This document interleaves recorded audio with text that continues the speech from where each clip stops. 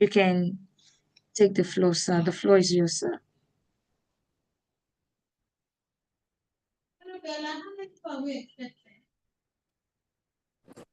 Good morning, everybody. Am I audible? Yes, sir. You are very audible. Good morning, sir. You are audible, sir. Good morning, and thank you for joining us for this very, very important conversation. It's an issue that concerns all of us, and an issue that we cannot leave government to take care of as it is currently, because of the multifaceted challenges that even government is facing. If you have followed the news, and if you have followed the news carefully, you will hear of one incident or the other affecting either individuals, organizations, even at the country level, with the challenge we have with bandits across the nation. And security has now become an issue that everybody must take personally, and that organizations must also take personally. In the last 1 week, you must have heard of incident of armed robbery, where somebody was killed or somebody was armed, incident of kidnapping, so many incidents, and the corporate is not also excluded from this incident. So while we review these processes, review this incident over many months, and following from our experience as a corporate with the EndSARS, where circumstances beyond our control forced a lot of people to go beyond the call of the protest and basically face organized businesses and vandalize many organizations. We felt there was need to address this issue. And in our effort to address these issues, we were fortunate to meet the LEAP Foundation, and we are fortunate to meet Professor Allen Abiola, who is a major player and stakeholder within the context of the National Security Network. So our view is to address these issues progressively, draw awareness, create awareness for individuals that it is closer, crime is closer to us than we assume. And now that we are also in the Ember month, traditionally, the incident of crime also increases during the Ember month. And for corporates, for organized businesses, they need to be much more aware, they need to be much more vigilant, cannot be overemphasized. It is no more the work of the CSO alone, but every staff must take personal responsibility for themselves. The family must take personal responsibility for their security. And organization also must be much more aware within the context of crime and crime prevention. I tried to check crime statistics online for Nigeria and for sub-Saharan Africa, and the figures are quite staggering. The figures are quite staggering, and there are many unreported that is still uncaptured in the context of the figures that we currently have. So we feel it's very important that we engage our members constructively on this issue, so that we don't fall victim to the mischief of individuals that want to take advantage of this of the security lapses in security. So I want to encourage all of us, please, if you are on the call, if you have to send the link, the meeting link to your family members, to your friends, send it to colleagues in the office, whatever platform you belong to, call them to join this conversation, because it's no more an issue of, it is not my business. Security is now everybody's business. It's either it affects you or it affects somebody close to you. And while we continue to pray that we will not be victims, and those close of us will not be victims. But if it affects somebody that is close to us, then it affects us indirectly, because we might also be compelled to either contribute money or to go visit or to go commiserate with. And none of us really want to do that. So I want to welcome you once again as we start this very important conversation. And I also want you to be very active, very participatory. It's going to be participatory as Prof will take us through the runs, so that progressively we're all equipped with basic knowledge to protect ourselves when there are incidents of any kind, either armed robbery, either attempted kidnapping, either carjacking, or whatever it is. As we continue to learn, the criminals too are evolving and they are re-strategizing. The hackers too are evolving and they are re-strategizing. And it's left for us to be one step ahead as much as possible, ahead of these criminals, so that we don't become victims of their activities. So I want to hand over back to my colleague Dami, even as the program continues. We want to thank everybody that have joined us once again. And please help us to drop your name, organization, and contact in the box, in the chat box, so that we can note you. Then we can send you links of subsequent information, or probably the presentation at the end of the program. Your name, organization, and email, and if necessary, your phone number will be helpful, so that we can keep this conversation and engagement going. This is the first in the series of the KSS knowledge sharing session that we'll be having on this issue. We'll be having the second series, most likely at the end of this month. And then as we approach December, we'll step up the conversation on security, because there is likely going to be an upsurge on issues of crime traditionally, and issues of this kind of incident. We just pray, or while we pray, that we will not be victims. It's also very important that we play our own complementary role in the protection of ourselves and the protection of our family members. So once again, I want to wish all of us a very definitive and a very enlightening session. So I hand over back to Dami, even as she take us through the process. Permit me, Dami, before I drop, permit me to recognize some very important personality that we have on the call. We have one of our daddies, our father, Mr. Victor Burajolo. Thank you very much, sir, for joining this very important conversation.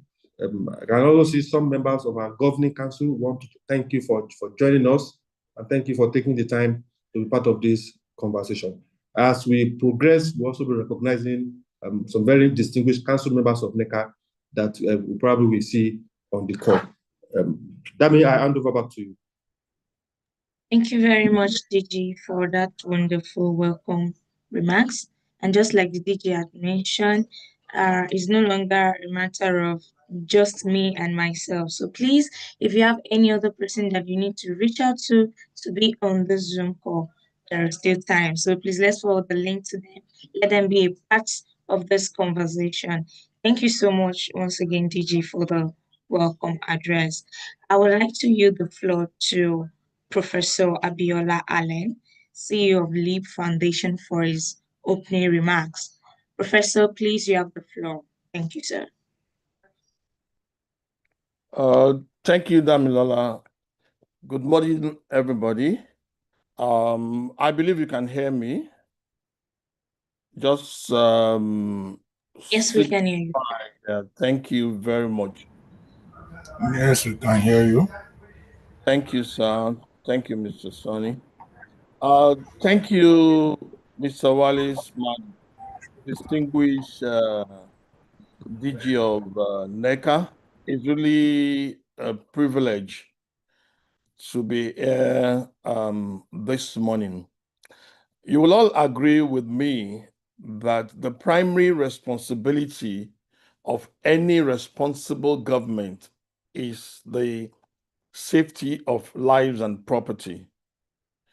Government is doing their own and they're trying. I can tell you the government of Asiwaju Ahmed Bola Tinubu is trying. But security, just like the DG said, is not for the law enforcement, the military, the CSOs alone. We all have our roles to play. And that is the main reason why we're here today. It's going to be an interactive session. And I believe that you're going to take home something. My name is Professor Abiola Allen. I'm a professor of forensic criminology and investigations and a strategy specialist from Harvard University. I also double as the CP in charge of the police primary unit in Nigeria and the technical advisor on human capital development at the Police Service Commission. So I welcome you once again this morning. Thank you. Dami, I hand over to you again. Thank you very much, Professor Abiola. Thank you so much. We really appreciate you for the opening remarks. I would like to read a short profile of Professor. So Professor Abiola Anthony Allen is a seasoned forensic criminologist, like you mentioned, chartered accountant and security strategist with over 30 years of professional experience across finance, security management, and law enforcement training. He is the developer of the inclusive policing strategy and currently serves as the president of the Association of Certified Forensic Intelligence and Crime Analysts. Having started his career in accounting, he later transitioned into forensic criminology and has spent over 20 years in crime reduction, research, and police leadership training. He lectures in forensic investigations, cybersecurity, and military leadership, and holds a PhD in forensic criminology, an MBA, and is a Harvard trained strategy specialist. With warm hands, please let's welcome Professor Abiola Anthony Allen. Is going to be the one to take us on the next section. Please let's give a hand for him. It will lead us through corporate security and technical intelligence, inclusive strategies for crime prevention. Let's have our hands, please. Professor, you're welcome. I will kindly yield the floor to you. Thank you. Thank you, Damilola. Thank you so much. Please permit me a few minutes to share my screen. Can you all see my screen, please? Not yet, Professor. You can't see it? We can't see your screen yet. Oh, what happened?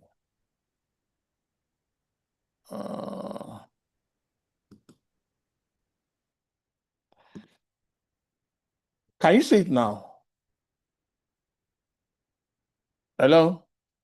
Dami, can you see it now? Not yet. No, not yet, sir. Not yet. Oh, what happened? I'm seeing it. Let me. I think you should stop sharing and share again. Yeah, that's.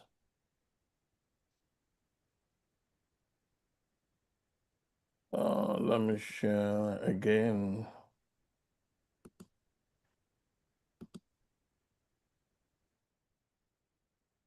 Oh. Can you see it now? Yes, sir. You can see it now, sir. You can see it now. Okay. I'm sorry for that.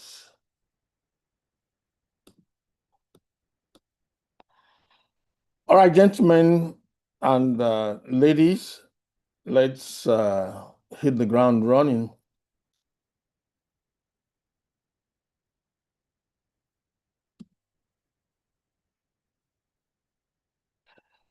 In Nigeria today, I said earlier that the challenges of crime, cyber threats, and corporate vulnerabilities demand a shift from isolated efforts to collaborative, intelligence-driven strategies.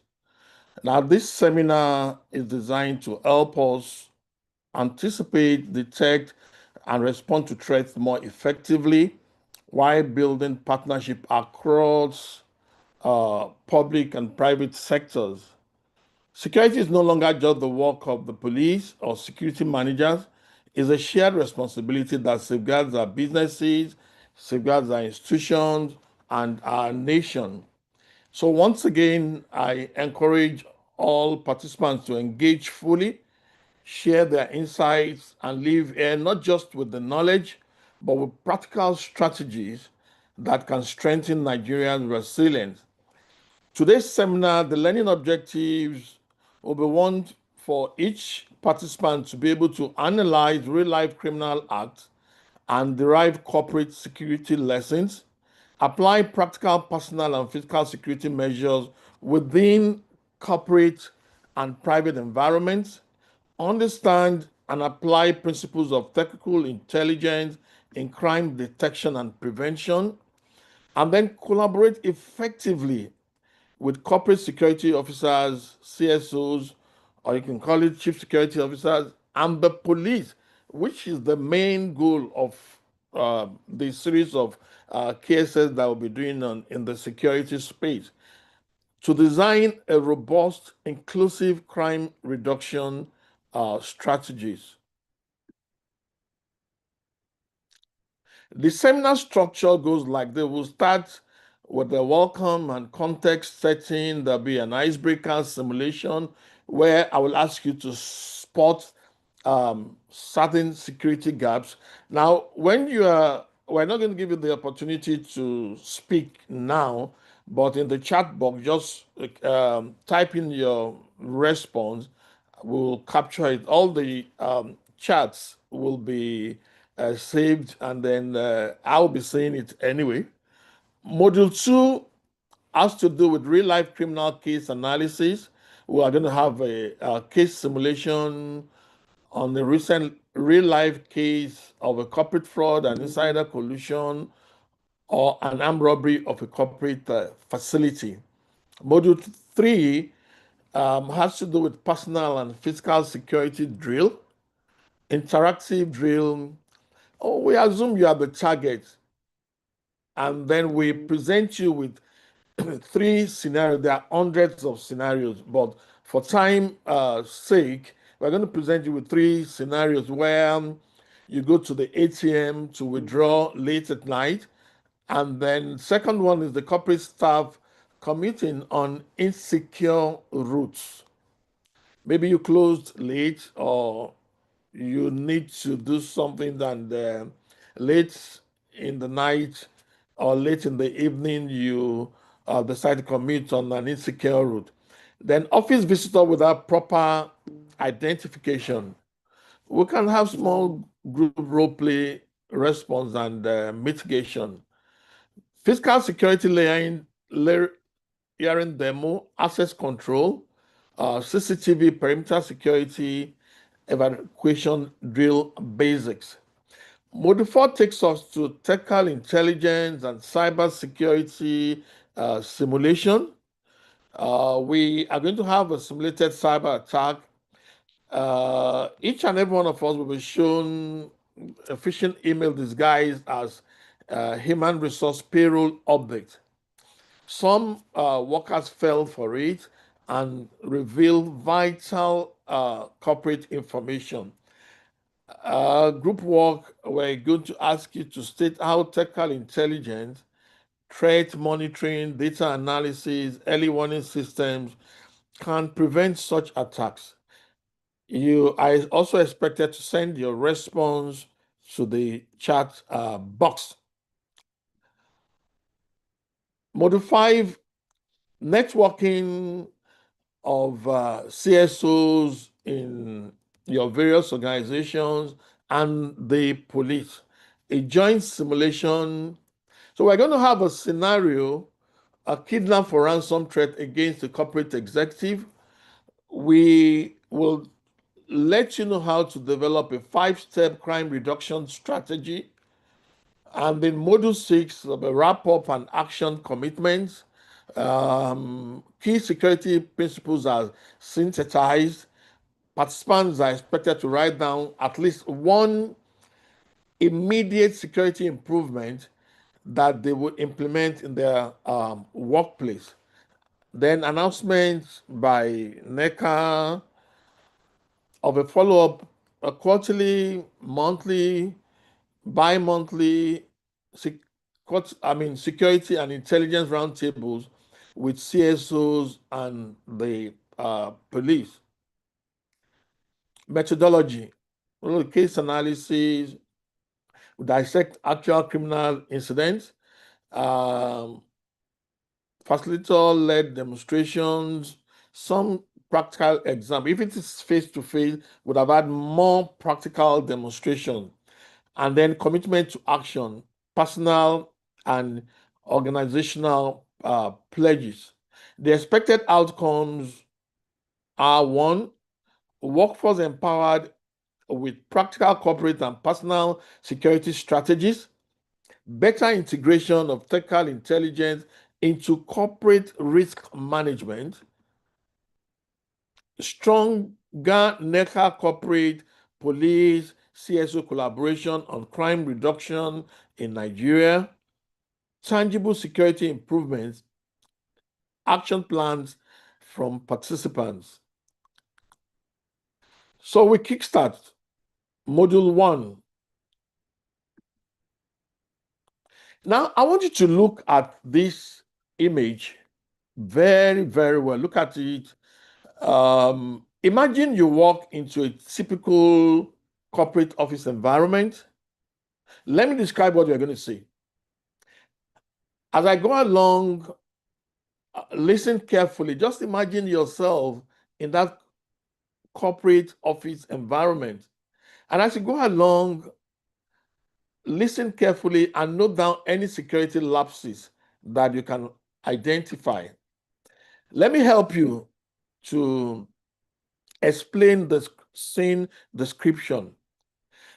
You enter through the office lobby, an employee just walking in, holding the door for another man who doesn't appear to have an ID badge. No one questions him. He has a free ride. As you step inside, you notice a desk with a laptop left open and unattended. Next to it, you have a sticky note that is stuck to the screen. Look at the sticky note here, 1, 2, 3, 4. With a password written in big, bold numbers. So you have a laptop unattended to, you have somebody working on the laptop without a badge. Obviously, that person is not a staff.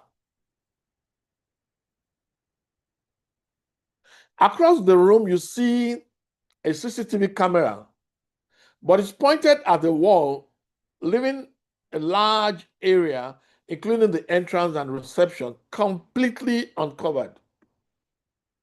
The hallway leading to the offices is dimly lit with a flickering light bulb, making parts of the corridor shadowy and unsafe. At the far end of the room, you notice the emergency fire exit door. Unfortunately, imagine is blocked with stacked boxes, making it impossible to use quickly in an emergency. Back in the main office, a visitor is seated at a workstation without a visible visitor badge or any escort, quietly looking at files on the desk.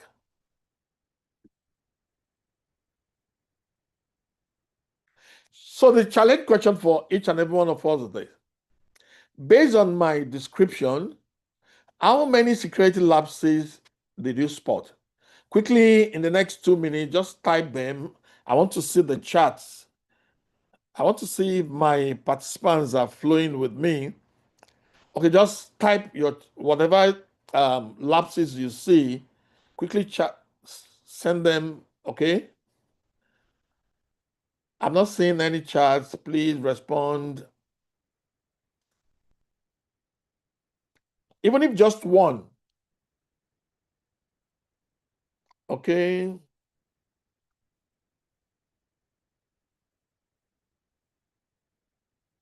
All right. So let's go ahead. Just type. All right. Let me take us through it. Let me debrief each and every one of us. What are the expected gaps? 1, tailgating. So you have an unbadged man entering behind an employee. And it happens. You see, maybe assuming the DG is entering the car, nobody's going to stop him, and somebody tailgates him. The security man, if not experienced, will probably think that the guy is coming with the DG, or probably at the point of entering, he asked the DG, or he greeted the DG, "Good morning, sir. How are you, sir?" Obviously, the DG will say good morning back to him. And then he walks in, he didn't even know, but he expected the security men to do their work. And the guy tailgates the DG and walks in. 2, unattended laptop. There's a risk of data theft. 3, you have a weak password note. Easy unauthorized access. Look at it there. 1, 2, 3, 4. That's the password. So you have an easy unauthorized access. Number 4, the CCTV blind spot, because it's not covering 360 degrees, or at least 180 from the position it was installed. So there's a blind spot, no monitoring of very critical areas. Poor lighting increases risk of theft and risk of assault. Blocked fire exits. I told you to assume that the exit has some boxes that block the exit in case of emergency of fire exit or anything. Blocked fire exit, safety and compliance issue. And then number 7, the visitor without badge, the visitor without escort and no badge can have unauthorized access, not just to files, unauthorized access to drop a bomb, to drop anything. So let's go on. Please still drop your chats on the, your response on the chat box as earlier directed. Let's go to module 2. I believe you're flowing with me. Module 2, I also want you to look at this scenario. Armed robbery in the corporate facility. Just 15 minutes in the warehouse. At 6:47 a.m., a white delivery van rolls up to this is where I am, yeah. A white delivery van rolls up to the warehouse gate. Guard waves the van through. 3 armed robbers jump out, rifles in their hand. At 6:50 a.m., if you look at my cursor here, the robbers enter the facility. One points at the reception desk. "Everyone on the ground, let your phones go off. Nobody moves." The receptionist tries the panic button. How? It has been disabled and inside the job. At 6:53 a.m., the robbers head for the storage vault. Supervisor whispers to a colleague on the ground. They know. Someone must have told them. At 6:56 a.m., one robber shoots out a CCTV camera in the hallway. Another simply covers a second camera with tape. In less than 15 minutes, the robbers are gone with the cash. So let's go on. Challenge to participants. Now, I want you to step into the shoes of an investigator. I'm trying to carry everybody along. Try and step into the shoes. You may not be an investigator, but try and step into the shoes of an investigator. Type in your response in the chat box like I advised earlier. What exactly happened? What vulnerabilities did the criminals exploit? Where did the security strategy fail? Which elements could have been prevented through better intelligence, better training, like we're doing now, or corporate practices? These are the preliminary investigators' findings. Let's look at it. 15 minutes in the warehouse. Look at my cursor here. A pre-planned gang used the familiar delivery van to bypass perimeter checks, overwhelm inattentive guards, exploited predictable cash handling routines, and an out-of-service alarm CCTV system maintenance issue. Used insider knowledge to hit the vault and escaped within 15 minutes. A multiple single points of failure and organizational lapses enabled the crime. If there are CSOs here, can you identify with these lapses, any of these lapses? Let's go on. I'm going to debrief you. So what exactly happened? Let's look at it in depth. A white delivery van previously seen by staff entered the compound without vehicle checks. Now, the fact that you've seen before a delivery van or any particular driver does not stop you as a security officer. Even if it is the same day, it does not stop you from checking, entering the compound without vehicle checks. You must do it. Okay? Then 3 armed men emerged, overpowered the 2 gate guards, and forced entry. Robbers forced the staff to the ground. Everybody on the ground. The receptionist's panic button failed because the alarm system had been disconnected, insider connection. Disconnected earlier and never reconnected. CCTV cameras were rendered useless. One shot, one covered with tape. The control room was unmanned at that hour. What security gaps? Too many lapses. The aftermath, like we saw before, police arrived 25 minutes later. By then, the robbers are long gone. Initial investigations confirmed. Now, one of the main goals of this seminar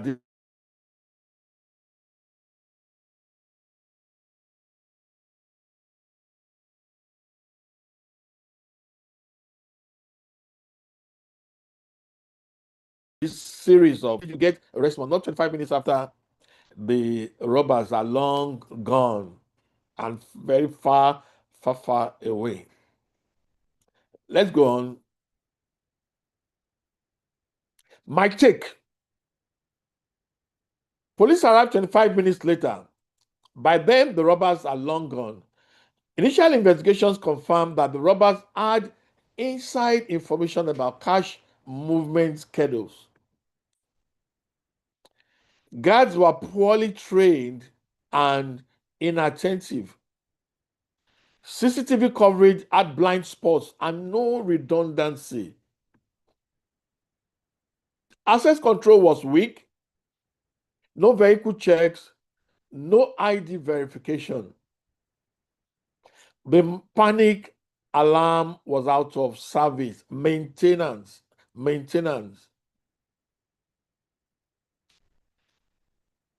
Robbery had taken place. Police could not help. Great, let's move on. Now, let's look at what vulnerabilities that the criminals exploit. Physical security, when you talk in security management, when you talk about protection of persons, protection of properties and protection of information. That's in security. When you talk about asset protection, you're talking about protection of persons, protection of properties, and protection of information. Protection of properties is physical security. Now, let's look at the vulnerabilities. One, uncontrolled vehicle access, no inspection, weak perimeter and gate procedures, and a single layer physical. We should have perimeter fence, you should have other layers, so that if one layer fails, the crime actor will not be able to pass through all the various layers if there are no insider collusion. Technical systems. Alarm system was out of service. CCTV had blind spots, no tamper detection. Even no staff was monitoring it. No redundancy, no backup. Procedural operational. Predictable cash in transit schedule and known storage location. Lack of two persons or dual control procedures for vault access. No verification of visitors and contractors. So those are very serious security gaps.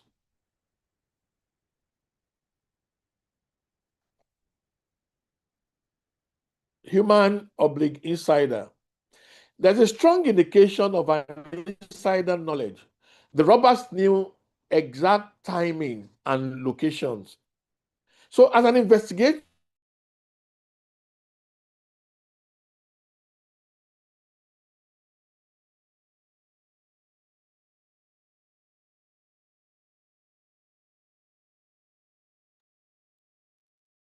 Professor, can you hear us?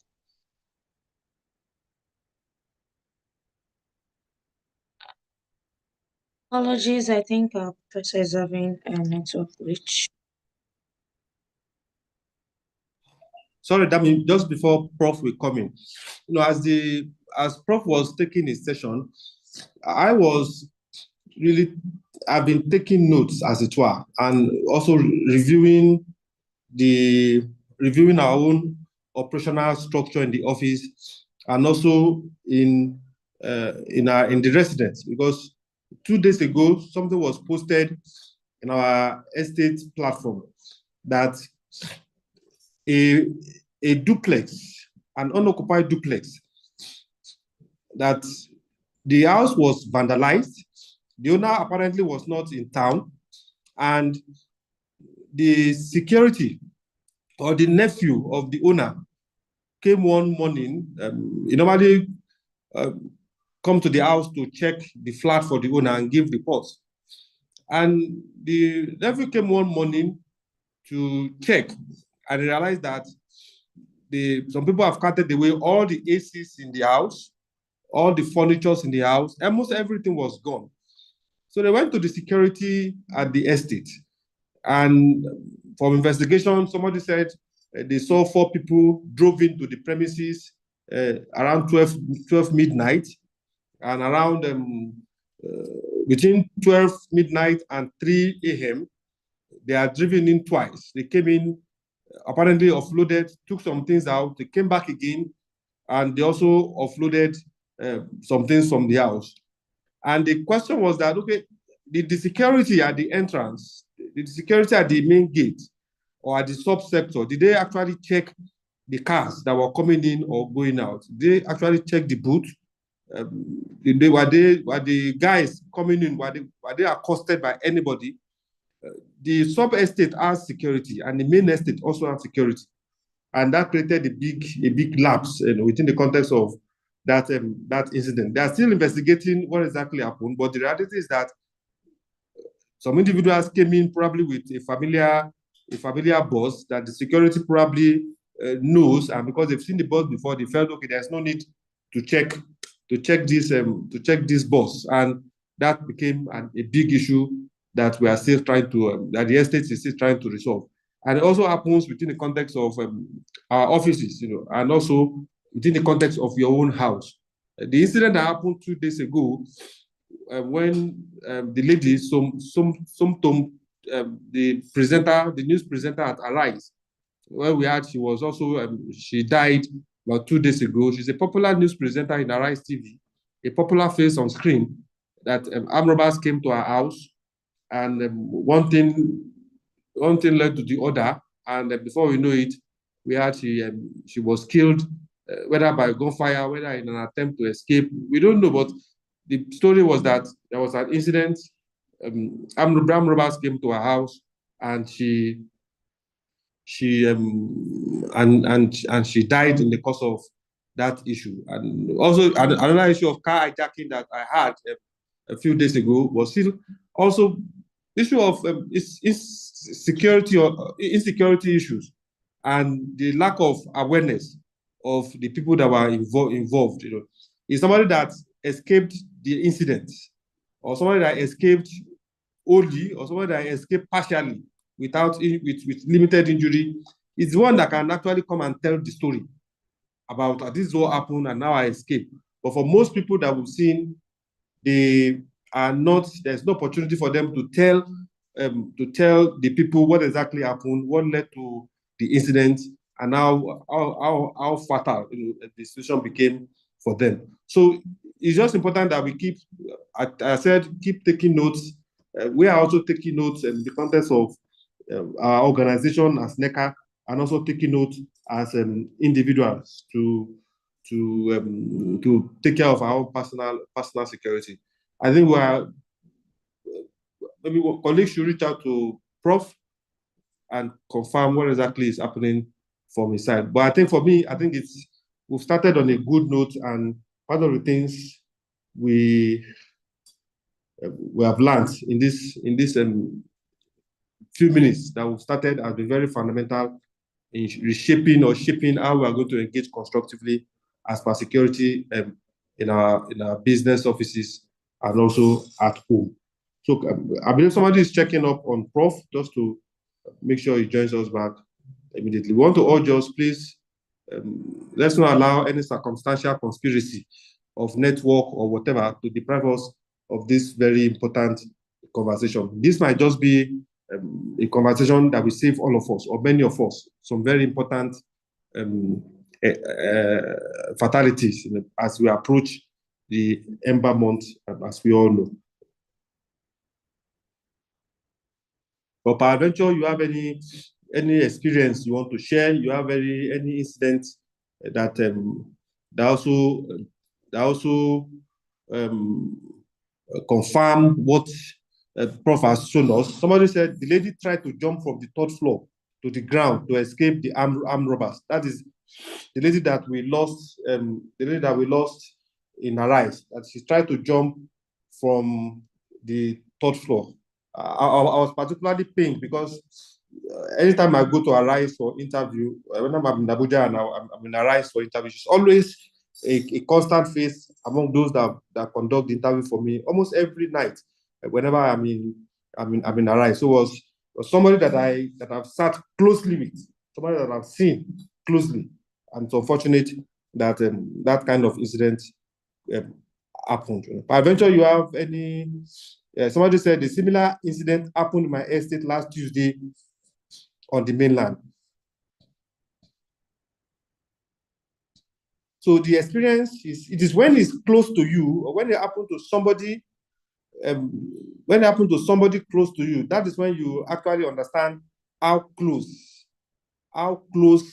these things can be, or how consistent these things are happening. We've also had the privilege of sitting with top security officers privately and in the public space, and the concern is quite alarming. That look, things are happening.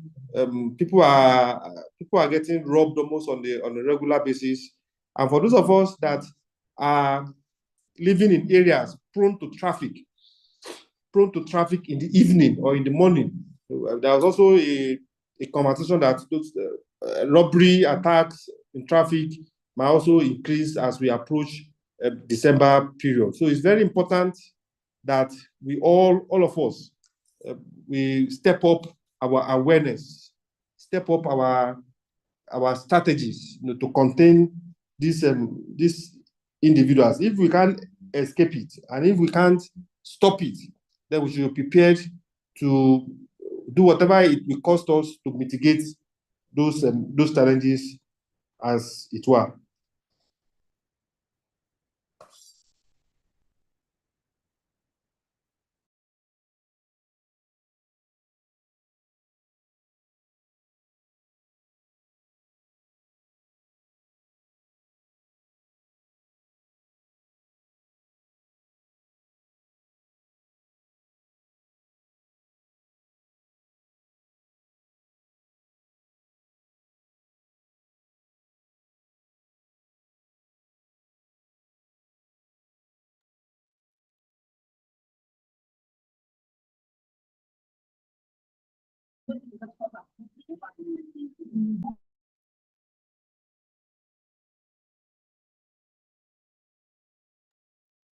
Okay, apologies. We've reached out to the professor.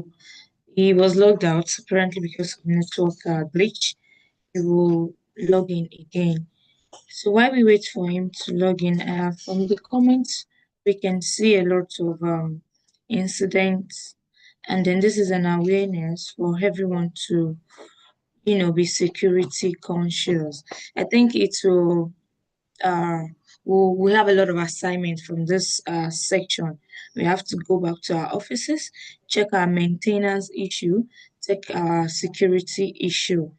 Okay, so someone dropped Hello? the comment. Hello? Hello? Okay, Mr. Francis, you wanted to say something. Okay, Mr. Francis, please.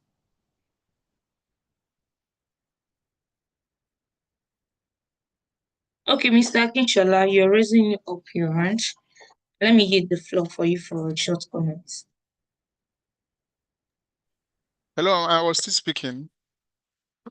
Damien. Hello, Damien. Yes, I'm with you. Okay. So what I'm saying, one of the things you should also know is that people around your area, you need to be friendly. Don't be you don't need to be rude, or you don't need to keep to yourself. You need to know people around you. The reason is that there are things that may happen that they will be the one that can assist. I will tell you, there was the day I was working in my area. So I was just discussing, the guy told me that he knew me, I may not even know them. So it means they are very observant, they know you. But because you are so full of yourself, because you don't pay attention to the environment, you may not know. So there are things that will happen that they will not identify that at least they know you, or if something is happening, they will be the one to tell you about that. So it is important you are aware of your environment, you know different routes. Like what I do these days is that there are different routes to go. I don't go the same place on every day. I try to alternate so that you don't, when they know that this is the route you follow, they will wait for you there. But if you alternate, they can't get you. They will go and wait for you, you have taken a different route. So it is important you know different routes, different people around you, you are friendly with them, so that like we have been saying, in the estate where you live, you need to be observant. If there are any security lapses, bring it up. Anytime we're having a meeting in our estate, those are the things I'm hammering. Our security guards, what they do, what they don't do, things like, so you need to speak. Like we say in our office, if you say something and save a life. That's about safety and security. So Okay. thank you. Thank you very much, Mr. Francis. I think Mr. Akinshola also raised his hand. Mr. Akinshola, are you there? Can you pick up a comment or two?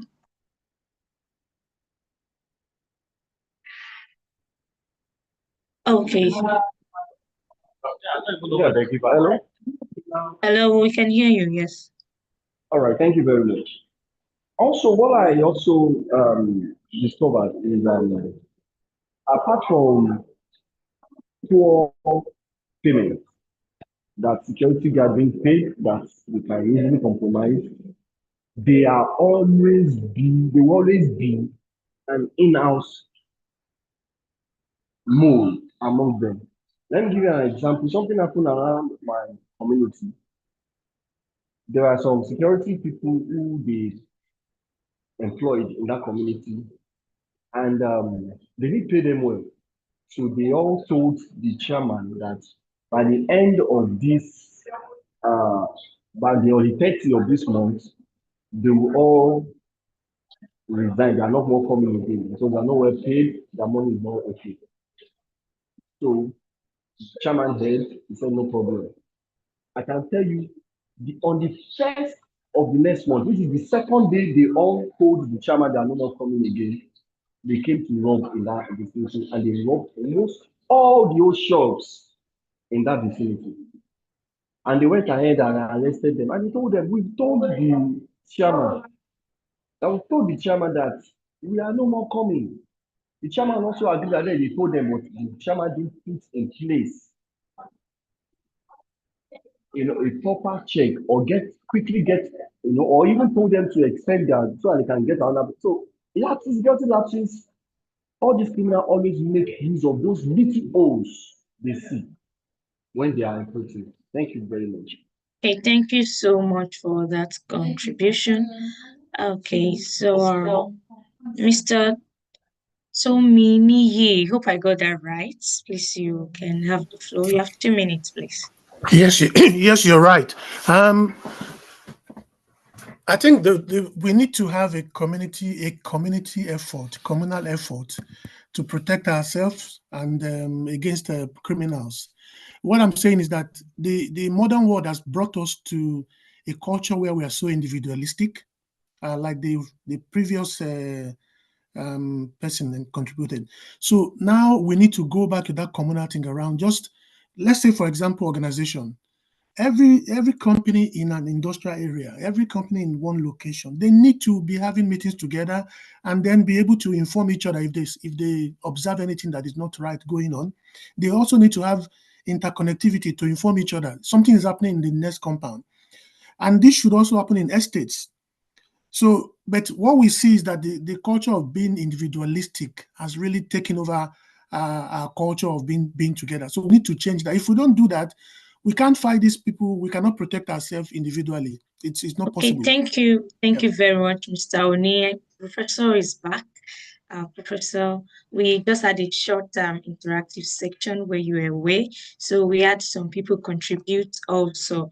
Now, Mr. Kishala, I'm sorry, we won't take this now. We'll have to take your comment later. So, Mr. Prof, you're welcome. Please, you can continue with the presentation. I sincerely apologize. I don't know. It's the same internet. It just went off, and I didn't change it, and we thank God it came back again. It is well. All right. So where I stopped at the vulnerabilities that the criminals exploited, we looked at human oblique insider, a strong indication of insider knowledge, guard complacency, control room unmanned, and then organizational maintenance and change management failures, poor escalation and auditing. So where exactly did the security strategy fail? One is that there are no layered defense. There should be perimeter checks. There should be access control after the perimeter checks, on-site security, and technical monitoring should compensate for each other. So if one failed, the other will suffice. Single points of failure: one alarm, one control room on staff, predictable routine for cash handling. The third one is lack of redundancy and monitoring. CCTV and alarms were not monitored remotely, and sample detection backup systems were absent. Poor vetting and insider risk management. Evidence points to insider information, processes to detect the insider collusion were weak or missing. Operational complacency, guards practice casual entry control. Critical equipment left out of service without follow-up. Inadequate emergency response. The panic button and alarm outage. Slow police response coordination. No practice drill for rapid escalation. So which elements could have been prevented through either better intelligence, better training, or corporate practices? Let's review the specific preventive actions to the exploited vulnerabilities. Insider knowledge / predictable routines. One is intelligence and corporate practice. Restrict dissemination of sensitive schedules. Adopt need to know. Need to know means that if I don't have direct responsibility to movement of cash, why should you tell me? So need to know, adopt need to know for cash movement, rotate schedules and routes. Use cross-departmental separation of duties. Intel, proactive vetting of staff, contractors, and drivers. Monitor for unusual financial activity or behavioral changes. Implement confidential reporting channels for suspicious requests. Fiscal assets and vehicle control. Adequate training, adequate practice, enforce strict vehicle check-in procedures. Regardless of whether the person is your friend, your brother, there should be procedures so that you prevent tailgating tactics. Corporate policy, deploy barriers, boom gates, vehicle inspection bays, and so on. Door and guard failures. Training, regular scenario-based guard training should be adopted. Practice random supervisory inspections and performance audit. Incentivize vigilance. Reward it. Alarm and system failure, corporate practice, enforce maintenance, all service level agreements must be up to date. Technology and intelligence, and add tamper detection, video analytics, and so on. Vault and cash handling. Corporate practice. Minimize on-site cash holding. Use armored carriers for cash movement. Enforce dual control. 2 authorized persons for vault access, just like they do in the banks. The manager and the cash officer, they have 2 different keys that they use. They're training, cash handling, SOPs, and surprise audits. Standard operating procedures. Response and coordination, training and exercises, then corporate practice.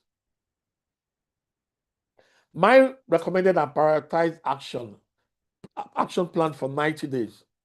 Immediate as in now. Reconnect and test all alarm systems and panic buttons. Log text results. You must do it. You must test all alarm systems daily. Require supervisors to audit CCTV coverage and start 24/7 recording the retention if it is possible. Implement immediate temporary vehicle checks at the gate. Then secure your vault. Change locks, keys, and require 2-person rule for access. Short term, say 1 to 30 days. Perform background checks on staff. Start daily guard performance checks. Engage in monitored alarm, CCTV service. Rotate cash handling schedules.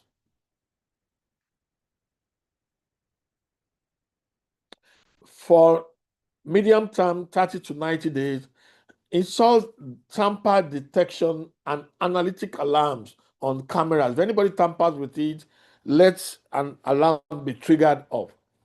Establish insider risk program. Run combined live drills with local police and internal teams. We're going to get to that, which is, I mean, that's the main reason why we're doing this seminar anyway. Update policies, maintenance of all SLAs, contractor, vendor controls, and incident response playbooks.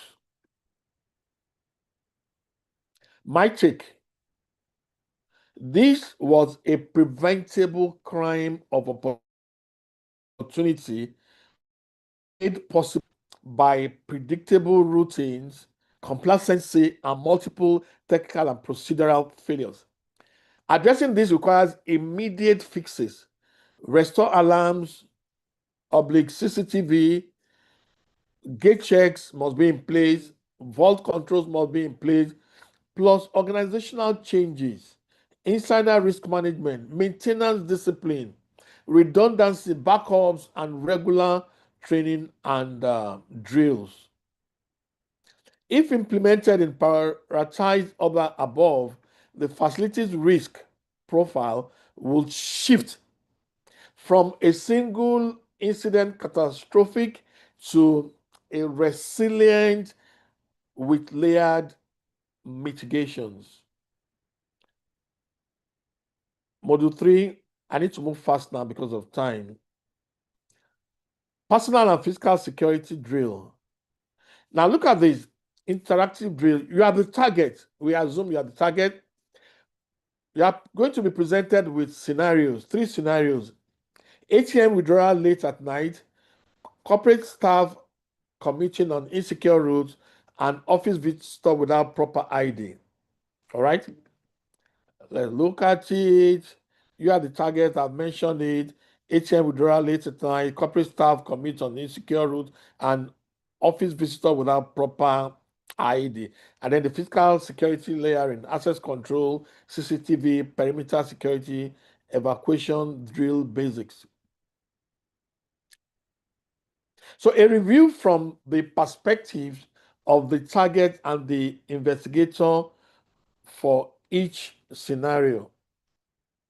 What happened? That's from the victim's viewpoint. What immediate action do you need to take if you are the target? What are the vulnerabilities that the crime actor exploited and the investigator advised? What evidence do you need to collect? Lines of questioning and prioritized mitigation. Case 1, ATM withdrawal late at night. So what happened? I withdrew cash from an ATM at 11:40 p.m. As I left, a person followed very close behind and tried to force me to hand over the money. I managed to get away, but lost my cash and the phone fell during the scramble. If you are the target, what are your immediate, or what should be your immediate actions? The first thing you need to do is to move to a well-lit, populated area and call the police or the security immediately, or use, if you have any emergency app, like the platform we're planning to create. Record whatever you can, mental notes, attacker description, direction of escape, vehicle plates, if you can remember, and the time. Preserve evidence. Do not touch the ground area where struggle happened, if possible, so that you don't contaminate the forensic evidence. Keep torn clothing, items. Notify bank to freeze your card, your account, and disable mobile banking instantly. Seek medical attention if injured. Now, if the injury is severe, please, seeking medical attention comes first before any other thing, because the safety of your life matters a lot.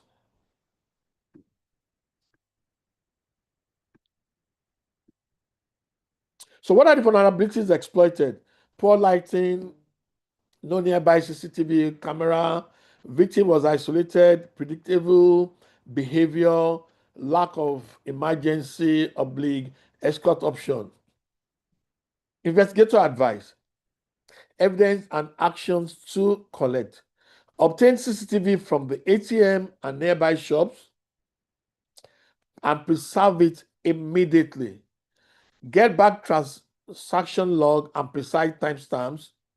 Interview victim for full timeline and route. This is for CSOs.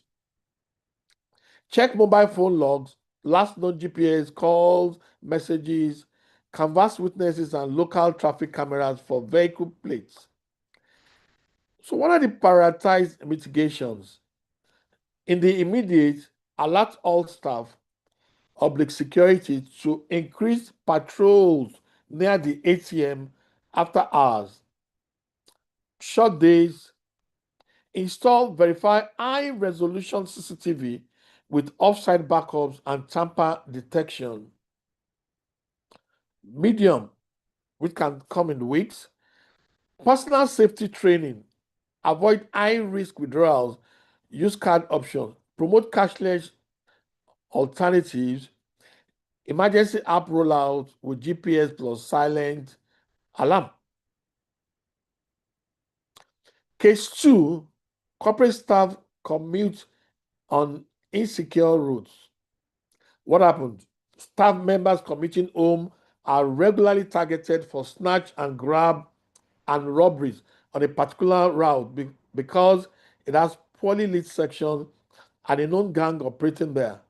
One team member was followed and attacked while walking to a bus stop.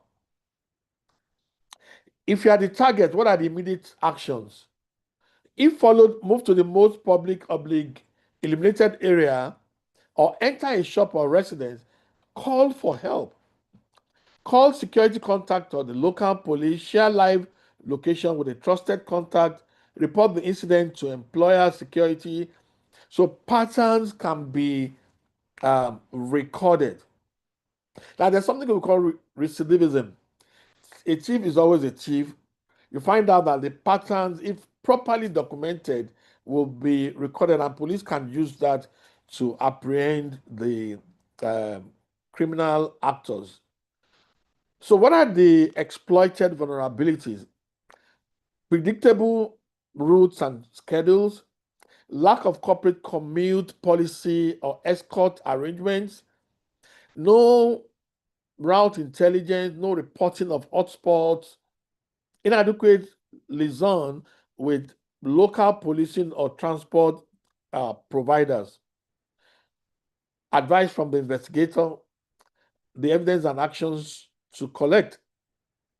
Map incidents by time, oblique location, look for clustering, interview victims and commuters for common patterns, check local municipal CCTV or traffic cameras, liaise with local police for offender intelligence.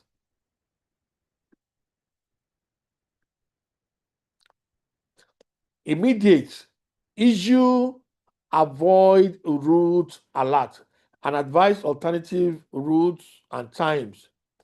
Encourage body system and sharing live locations. Short term, organize secure transport for staff. Some organizations do it. Stagger finishing time, provide transport allowances. Medium term, establish commuters safety program.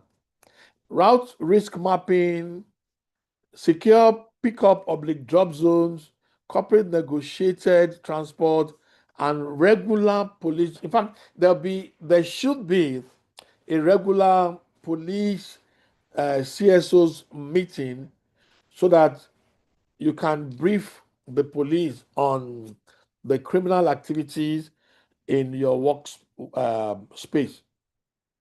Case 3, office visitor without proper ID. So what happens? A person entered the office claiming to be a contractor. Reception led them through because they seemed confident.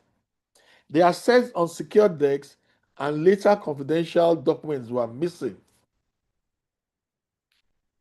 If you are the target, what are the immediate actions? If you see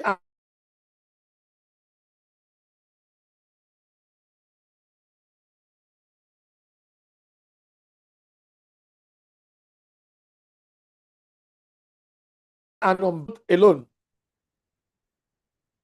Call security or your floor lead if documents, devices are missing.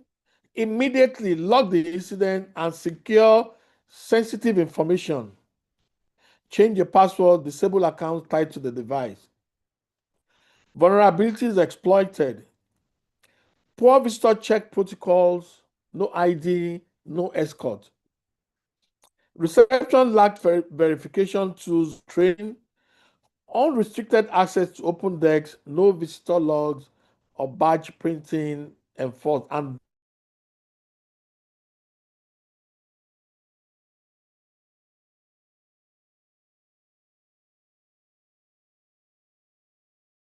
this should evidence and actions to collect. Check visitor logs and sign-in sheets. Identify arrival time. Full CCTV for reception and the areas visited. Interview reception staff and any escorting employee. Inventory check of missing items. Examine digital logs. Search for external open source intelligence. Prioritize mitigations. Immediately enforce, stop, verify, and escort unbadged visitors. Short-term reception training on verification, digital visitor management system. In the medium term, zone sensitive areas which badge required turnstile. If you are not supposed to go to certain places, zone it and allow different badges or different visitors badges so that you know which area with colors, so that the security will know that if, for example, restricted areas is only people with purple badge.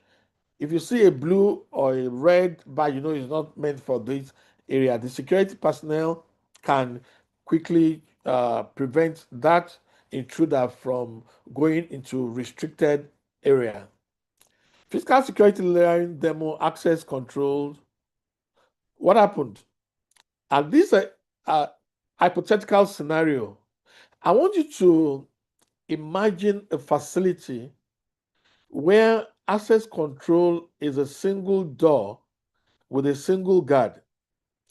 CCTV covers only reception, perimeter fencing is low, and evacuation routes are unmarked.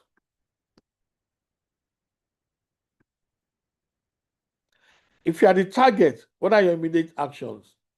This is all about awareness. Anyway, during an incident, follow evacuation signage, use designated assembly points, assist others only if safe, notify security of suspicious person, and report equipment failure. Look at what happened recently in Lagos Island, where the fire incident was not properly managed, and a lot of people had to die. People were jumping. I watched the man that jumped and hit his head on the wall, and I'm sure he must have broken his head. So what are the exploited vulnerabilities and the layering gaps? Single layer access control, guard only.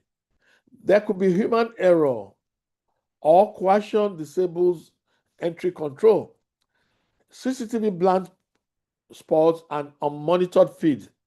No evacuation drills or unclear escape routes. No redundancy. No cameras, alarms, control room staffing. Investigator advice. Assessment and evidence to collect. Conduct a physical security audit, mapping layers, perimeter, access control, detection, response. Document all single points of failure. Test CCTV coverage versus critical asset map. Identify blind spots and recording retention policies. Review access controls, control logs, and guard rosters. Review evacuation plans. So what are the prioritized mitigations? Immediately, pull up an example of good layering. Perimeter fence, vehicle barrier, control visitor vestibule, dual authentication, access to sensitive zones, CCTV with tamper alert, and staff 24/7 monitoring of managed service. Shot within weeks, patch blind spots with cameras. Enable remote notification on alarm, and then your cameras have to be manned at the control command and control center or your fusion center. Medium, implement redundancy, dual power, offsite footage backup, dual analytics, motion loitering, tamper detection, control vehicle inspection bay, formal SOP for lockdown. Now, these are the practical checklists to follow by CSOs and other participants. ATM safety, avoid late night withdrawal, do what you want to do in daytime.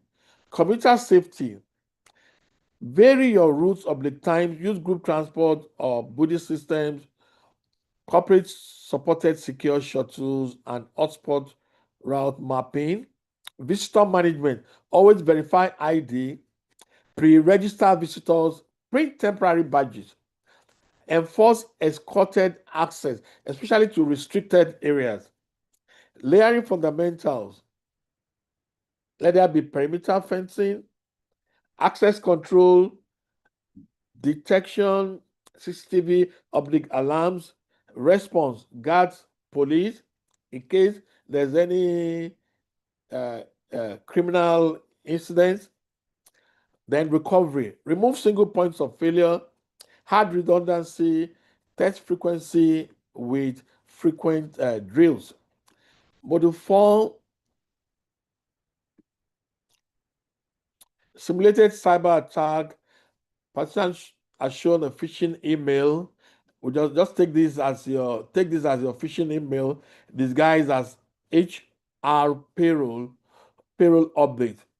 Some employees fell for it and revealed corporate information. Now let's step into the shoes of both the incident investigator and the corporate security strategist, showing security challenges, what went wrong, and actionable advice for each component of the simulation. Now let's look at it. The scenario: staff received an email disguised as an HR payroll. HR payroll, everybody is interested. HR payroll update. Some employees click and submit login details. Corporate information is compromised. So what are the security challenges? Human factor. Employees trusted fake email that looked official. That's what we call social engineering. Weak detection systems, poor awareness, incident response gap. Credential reuse. You'll have to be fast. We're going to give you this manual, but let me be fast so that we can meet up the time, and then we have more time for interactive sessions. Investigator advice, collect logs of who clicked, check mail gateway, freeze and reset compromised accounts, preserve the phishing email as evidence, interview staff to access how the email bypassed suspicion. So what are the mitigation strategies? Regular phishing drills, 1. Threat monitoring, data analysis, early warning systems, collaboration, share intelligence with the industry peers. Now let's expand the analysis a little bit. What are the challenges? Criminals also use open source, OSINT is open source intelligence. Be careful about what you post on LinkedIn, what you post on Instagram, e-company newsletters, and staff profile. They give attackers the context, names of HR managers, payroll software use. Employees oversharing on social media. For example, saying waiting for salary update. It makes phishing more convincing. Lack of corporate policy. So, investigator advice: conduct corporate OSINT sweeps, train staff to minimize oversharing, use OSINT for defense, track phishing domains, leak credentials on the dark web, and chatter about the company. In subsequent KSS, I will talk about the dark web. Use of data analytics to detect insider threats. So what are the challenges? Malicious insiders exfiltrate data slowly, below detection threshold. Negligent insiders may click phishing links repeatedly. Lack of baseline data on normal employee behavior. Logins, is it free for all? Do you have levels that each staff can log in and levels that each staff cannot log in? Does everybody have read, write, and update privileges and so on?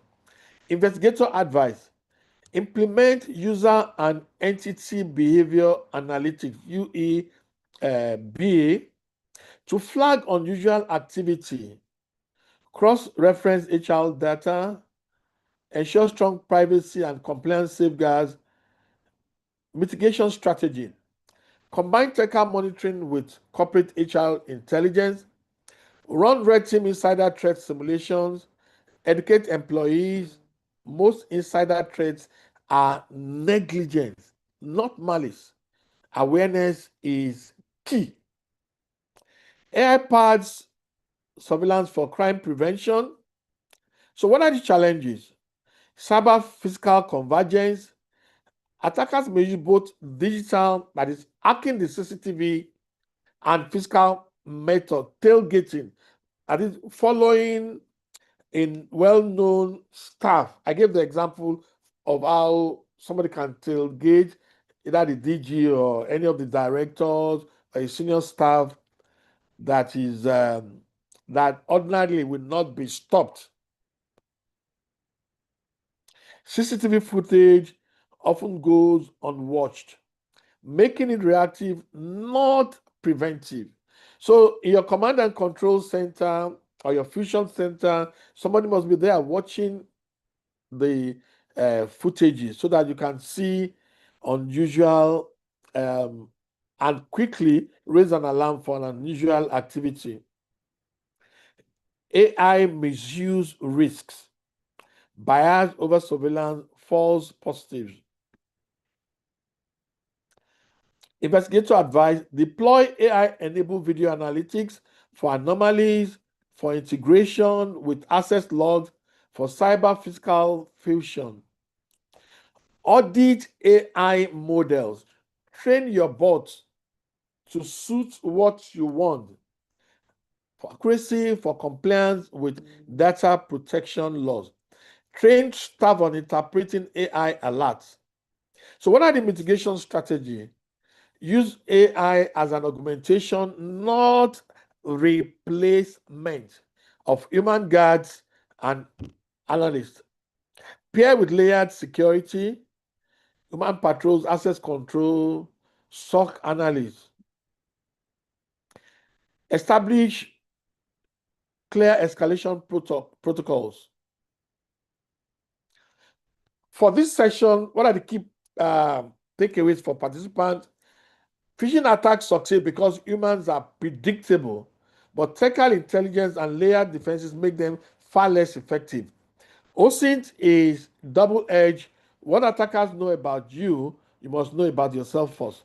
Data analytics let corporations detect insiders early, but privacy and fairness matter. AI surveillance is powerful, but must be layered with human judgment and ethical oversight.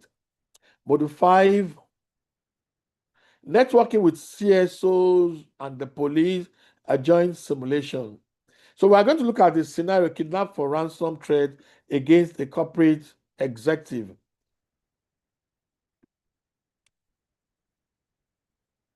So here we'll look at how to develop a robust crime reduction strategy. 1 is a joint inclusive strategy. 2 is a 5-step clear reduction crime reduction strategy, a consolidated strategy brief. So your JIS, what's the objective? To prevent the kidnapping of the targeted executive through integrated action by corporate security officers, police liaison, and corporate employees. What are the strategy pillars?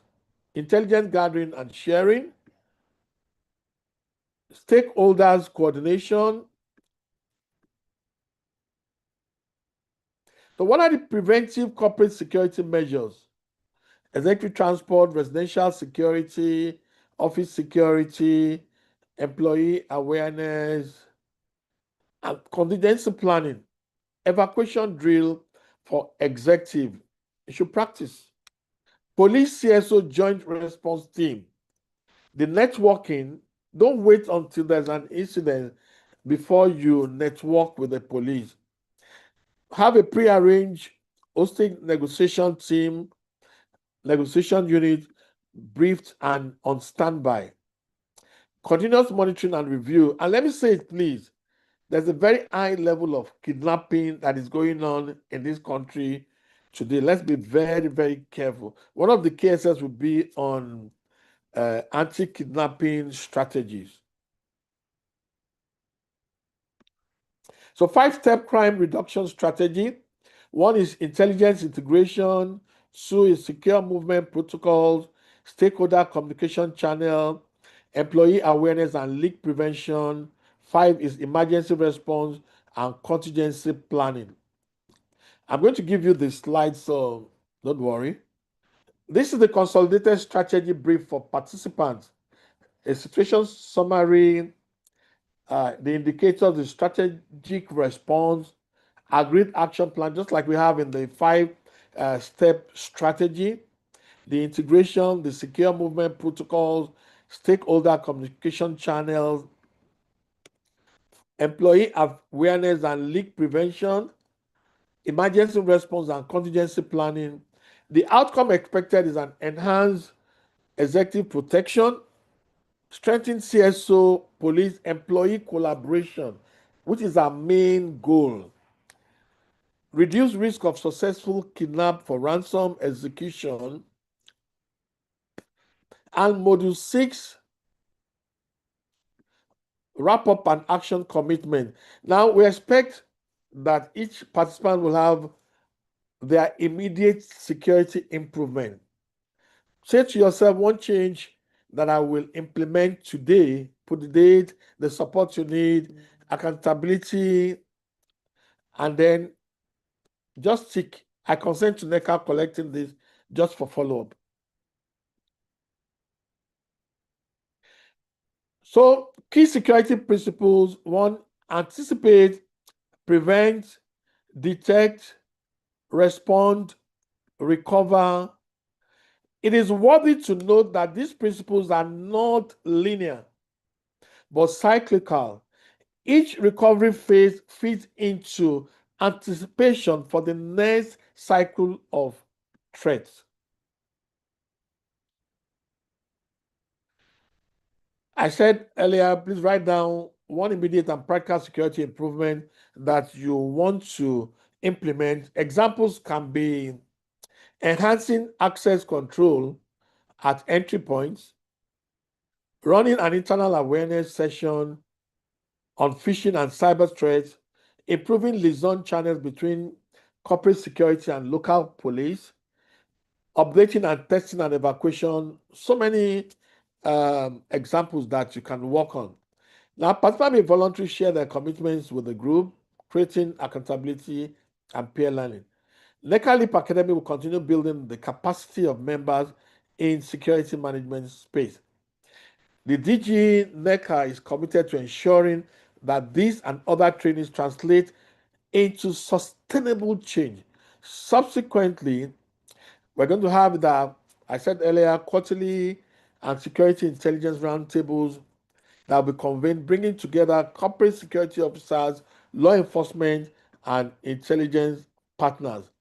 These sessions will updated threat briefings and intelligence trends, share case studies of recent security incidents in corporate Nigeria, Deepen collaboration between private sector security units and the Nigerian police force.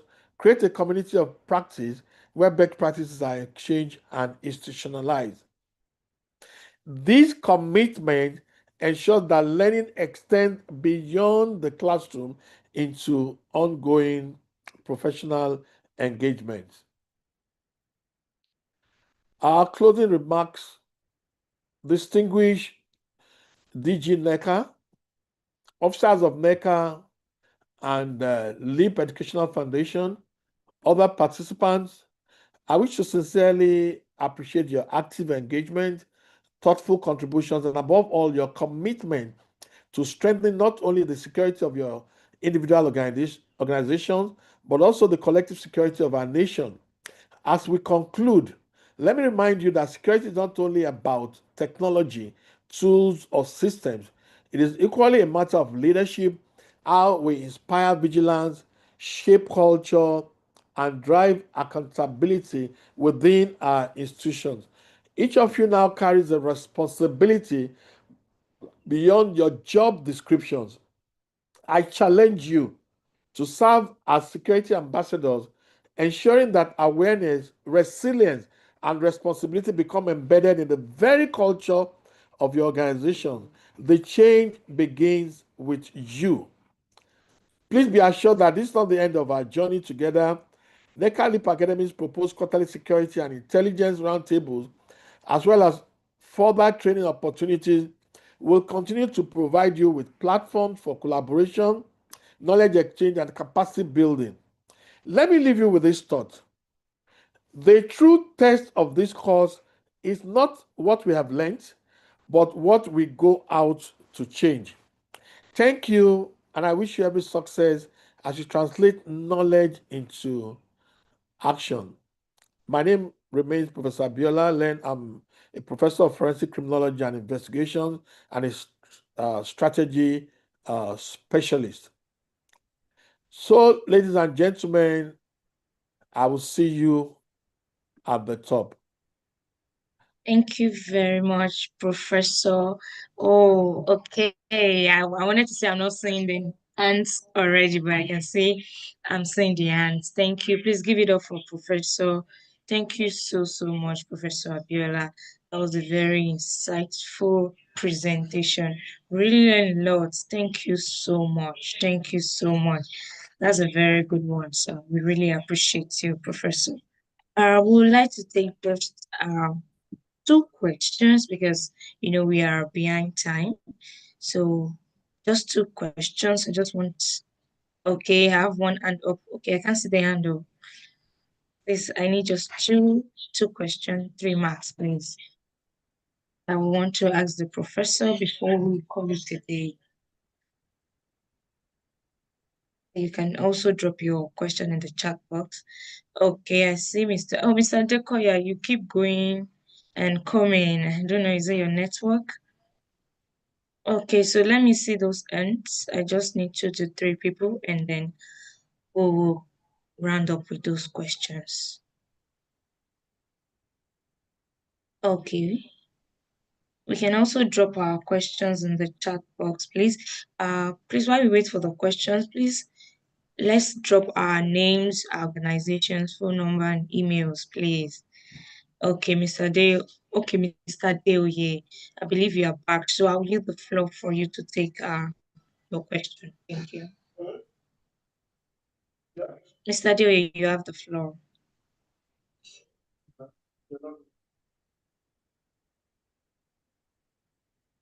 Yeah, Mr. Adeoye, you have the floor.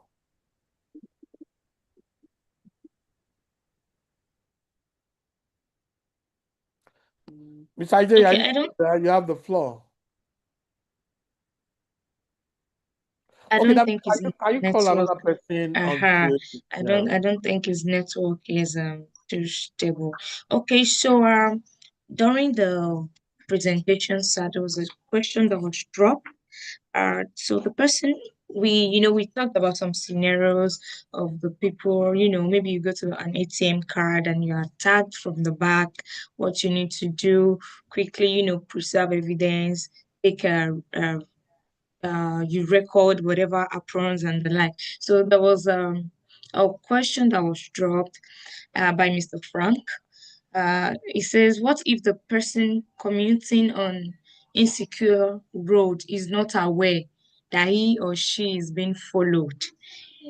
You know, so, and in this area that we are, in this age and time, some people you see them walking and they're plugging their earpiece, they have their headphone on, so they're not even aware of whatever is going on in their environment. So you know, and sometimes when we go through all this situations, the first thing is you panic. You will panic and you will be shocked. Okay. So when you're not aware somebody's following you, how can you react to such a situation, Professor?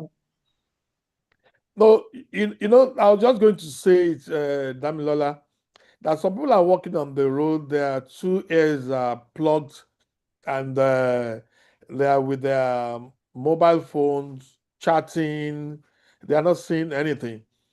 If I'm walking on the road, there's no way you notice. You don't walk and look straight. You look at your right, look at your left. Occasionally, you look at your back. Okay. If I'm entering any new building, the first thing I do is look at escape route. All right. Be security conscious. Escape route. If anything happens, what do I do? Okay. When I'm going, if my driver is driving, I don't sleep in the car. I looked at and I instruct him.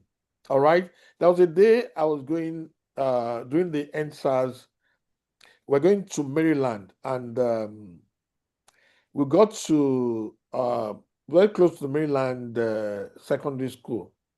And the driver was driving into a riot mob. I said, "What's wrong with you?"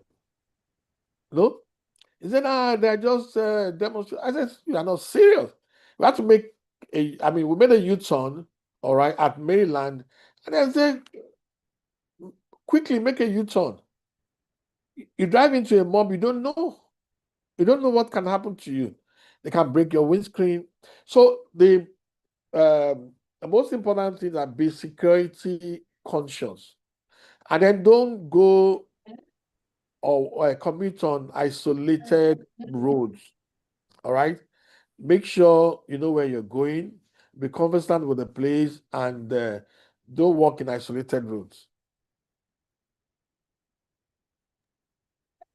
Okay, Yeah. thank you. Any other question? Thank you very much, Professor. Mr. Dewey, I don't know, maybe he's back because his network keeps tripping on and off. Okay. Okay, let me check the chat box. Okay. Okay, I don't think we have any other what's it called? Any other question from the chat box. Okay, so I would also like to say, if you have a question, please. Okay, there is someone. Okay, so I will yield the floor to Ini Udu. I hope I got that right. Please, you have the floor. Yeah, you got that right. Good morning, SARS, and to everybody in attendance. Mine is just a suggestion for extending the knowledge base and skills to the local governments. We focus so much on corporate security, but there's so much opportunity at the local government level. So my suggestion is that I hope we'll have this kind of programs translated into the local government sphere where there's more manual security resources than digital. Thank you very much. Okay, thank you, Okay, Mr. thank you. Thank you so much, Mr. Ini. Okay, I don't know. Anytime I want to call Mr. Dewey, his network will just. Mr. Dewey, are you here? You see, he keeps coming and going. Yes, I'm with you. I'm with you. It's not my doing. It's the network. Yes, that's what I'm saying. Okay. Yeah, please, you have the floor. Yes. What I want to ask Prof is about trust. when you have situation, when you have something that warrant you to make a report, how do you trust the person you are making a report to? I've sent it on the chat. How do you, for example, now you have an issue. Maybe it could be it can be cyber issue, it can even be physical, but you need to make a report. How do you trust the environment or the authority you are reporting to? That your reporting will not even backfire within the environment called Nigeria. That is my question. Thank you. Are you talking about relying on if, for example, you are the CSO and you get an intel that there's a possible attack, who do you trust? Who do you trust in making that report? Even if you can, I just make an example. It can be an issue that it will involve even reporting to EFCC. Within the EFCC, we have so many segments there, and those segments are being manned by people, and those people are being controlled by money. Who do you trust? How do you even ensure that your reporting do not land you where you least expect? I said something that there will be, if you listen to my last slide, that we're planning a CSO, police, NECA, networking, and then relationship where people will share their views. If there are repeated crimes, if it's a physical crime, we can come together and discuss it and find ways in resolving the issue. But even in your office, you might have insiders, and who do you trust? Even in your establishment, okay? Do you trust your boss? These are issues that you need to consider. If I get an intel and I inform my boss, okay, and that thing still happens, then it's not the boss that you should fully trust. But if there's a political will, if there's a corporate will that crime should be prevented, then when you make your serious observation, every corporate body should be able to take it seriously. But I think the police, CSO, that is corporate organizations, that NECA members and NECA, the networking and collaboration will go a very long way in resolving problems like this. Sad, Mr. Sad, yeah. Mr. Sad. Okay, Mr. Sad, please. You have the floor. Yeah. Okay. Good morning, sir. This is Mr. Michael Barnabas from Alibad Production Limited. My question is, what is the time limit for servicing the CCTV camera? What is the time limit? I didn't quite. What is the time limit to service a CCTV camera, or how long will the maintenance department service the CCTV camera? You service your cameras and make sure it's working every day. You test it. As the security officer there, you look at it, make sure it's working every day, because the crime actor will not inform you. Okay, you want to check that all your SLAs are up to date. You want to ensure that the cameras are working perfectly. I want to ensure that there's somebody at your fusion center, your command and control center, to watch the unit. So, and then you want to also make sure of the redundancy. You want to make sure that there are backups. Do you understand? I remember a long time ago, one of the banks, I don't want to mention the name, on Oglano Drive in Surulere, armed robbers came. Some were already embedded in the bank. So when the the new ones came in, those ones inside just stood up and everybody was asked to lie down. All right. And they came and then they left.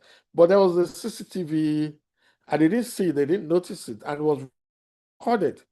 All right. So the recording was what revealed the face of the robbers. You know, the robbers at times, they know that when they come like that, fear may not allow you to remember the face. When you are scared and you are afraid, you may not remember the face of the people. But the CCTV, when we reviewed it over and over, we're able to work on one or two things that enables the bank to apprehend, and I mean the police to apprehend the robbers.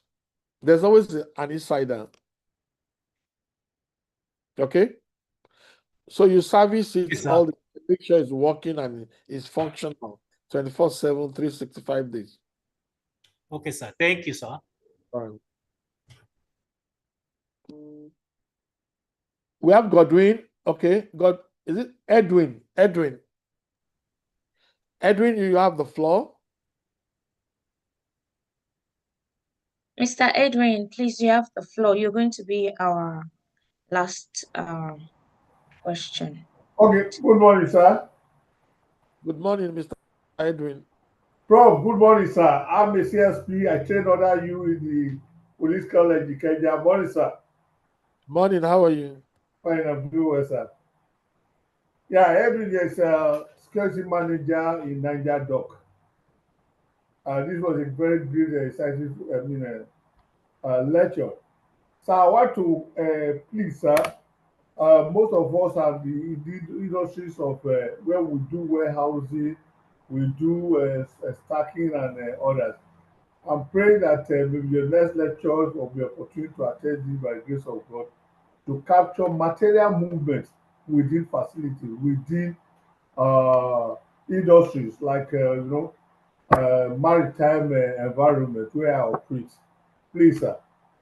Your access control, perimeter, CCTV, others, I enjoyed it. I think I would say that is what we are doing now. We're doing here already. We build on it because most of it, I think some of my management who brought me this meeting, they are aware now that security is everybody's concern in the facility. The ID card issue you mentioned is everybody's responsibility to even push it.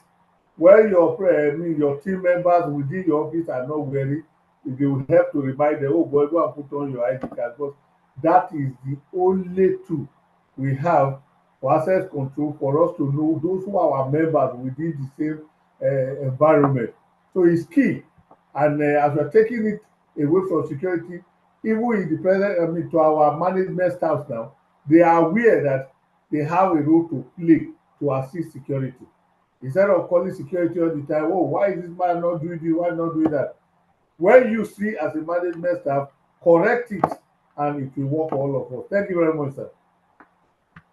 Thank you, CSP Edwin.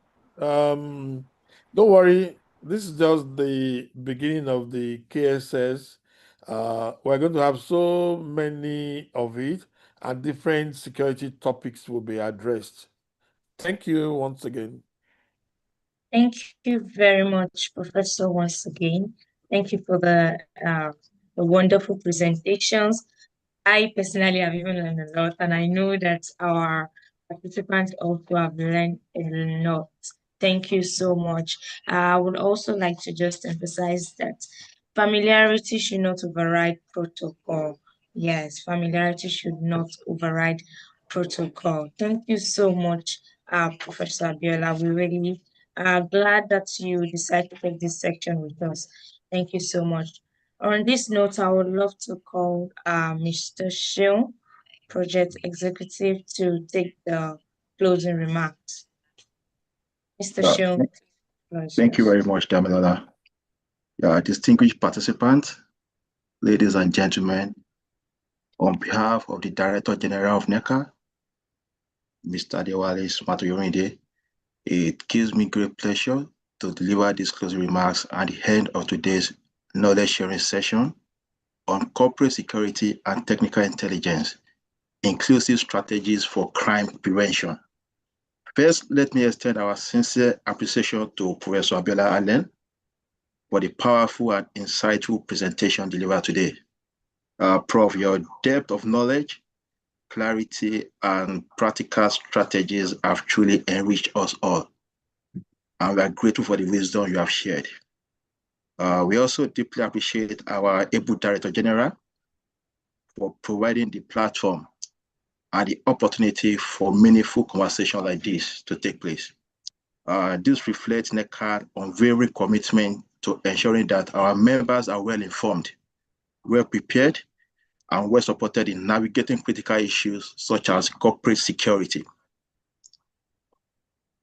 To all our distinguished participants, we thank you for your active engagement and contributions. Your presence today demonstrates a shared recognition that security is no longer a secondary issue, but a matter that must be treated with utmost seriousness, both at the personal and corporate levels. And as we have heard, the threats are real, from armed robbery to kidnapping, cyber fraud, and other emerging risks. Every hour, individuals and businesses are being breached. This is why we must all remain vigilant, proactive, and deliberate about protecting ourselves, our employees, and our organizations. We want to assure you that NECA will continue to be at the forefront of initiatives and programs that add value to our members, particularly in areas that safeguard both lives and businesses. We will not relent in promoting conversations, policies, and collaborations that make the business environment safer and more secure for all. As we leave this session, we encourage each of us to take the insight gained today and put them into practice. Remember, how safe are you? How safe is your business? Let those questions guide your actions going forward. Once again, thank you, Prof. Thank you, our able DG. And thank you all for being part of this impactful session. Together, let us build a culture of vigilance and resilience. Stay safe, stay secure, and God bless you all. Thank you, everyone, for being part of this program. Thank you all. Thank you all. Thank you so much. Kindly drop your details if you have not done that before you exit. Thank you so much. Thank you. Thank you. Bye-bye. Bye. Thank you. Thank you. Bye-bye. Please, we can mute our mics. Thank you. I call us as a office.